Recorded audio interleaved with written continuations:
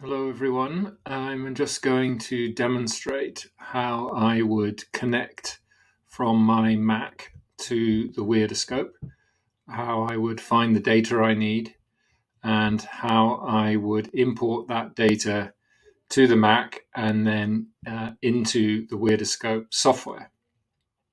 So first thing is I have turned my Wyrdoscope on. The blue light is on in the top and all the LEDs are on at the back. So I should be able to now, when I go to my Wi-Fi settings here, I should be able to find the Wyrdoscope. There it is. I connect to the Wyrdoscope. That now takes me off any Wi-Fi that I would otherwise be connected to, but my desktop is connected to through the cable. So that's no problem. If you're on a laptop that's only connected through Wi-Fi, it does mean when you connect to the Wyrdoscope Wi-Fi, you will be disconnected from the other Wi-Fi. So now I go to the Finder,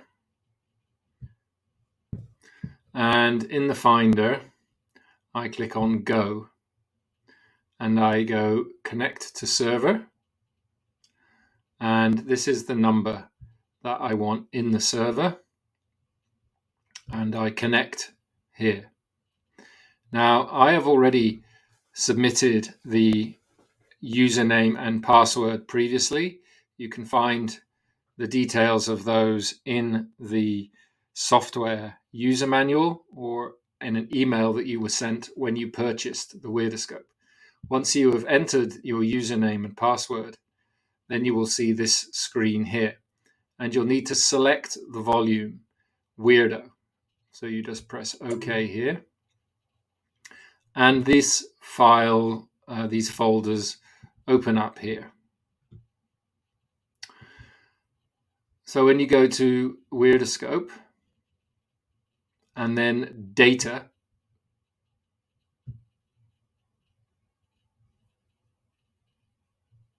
takes a moment to open, then you can see all the various files that have been saved. And they have a date after them when they were saved. And this folder is important, the audio recordings folder as well. And what you can do, the easiest thing to do is to copy this whole data folder and drop it into your computer. So if I create a new Finder window here, and let's just say on the desktop, I add a folder, and I could just call it Weird Data for now. And I drag this folder to here.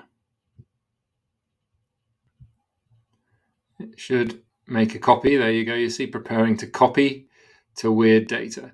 It's going to copy across that whole file. There are rather a lot of files in there, but it's easy enough to copy across. Doesn't take a moment. In the meantime, what you can do is, let me just show you that your license that you received needs to have been installed here in your home folder. So this is the folder for you as a user on your Mac. Here it is at the top, Wyrdoscope license.lic. Yours will have exactly the same file name as this. And with that in place, you then need to go and find the Wyrdoscope software, which you should already have added to your computer and added to the applications folder. Open up the Wyrdoscope. And this is what the Wyrdoscope software home screen looks like. So once you have the Wyrdoscope software open, you select the directory in which you save the files that you need. And you remember On desktop, we save this weird data file. We put the data in here. Now, this contains all of the data that's ever been saved on your Wyrdoscope because you transferred all of that across. If you only want the data from one particular moment, then you click on a data example here, and that is what it will open. So we just pulled in here, for example, the two Bob and Alice files from the 28th of May 2024 and the audio recording from that day, which is there. You won't see a results folder until you've processed it once yourself. So you open this and then you click the process button, and there you will see the two files. You just select one of them and it automatically imports them into the analysis software. So if you now click on the p-score, which is the probability score, you will see the data displayed in three different charts. The top one here, the probability score, shows you the peaks.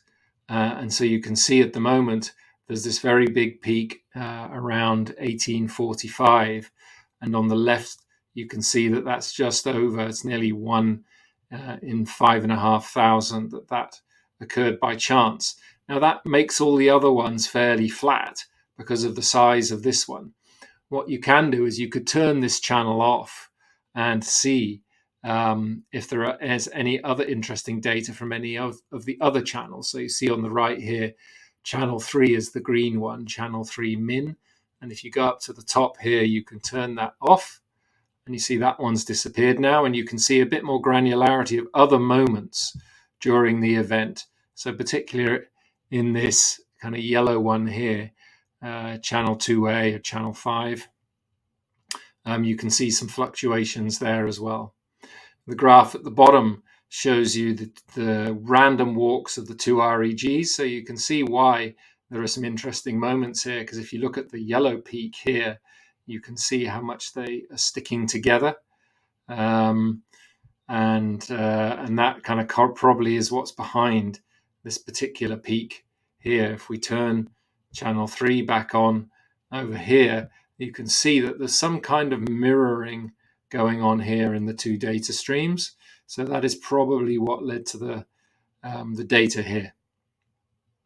So this is how you can start to look at your data. This pink area demonstrates the period that the audio was being recorded. You select the beginning of the audio here and press play, and you will see that here the audio is starting to come through the program. And this is recorded for a particularly long time, say, nearly two hours or so. If you're recording externally for 2 hours, it's best to use an external mic. That capability will be available shortly. If it's not already when you're listening to this.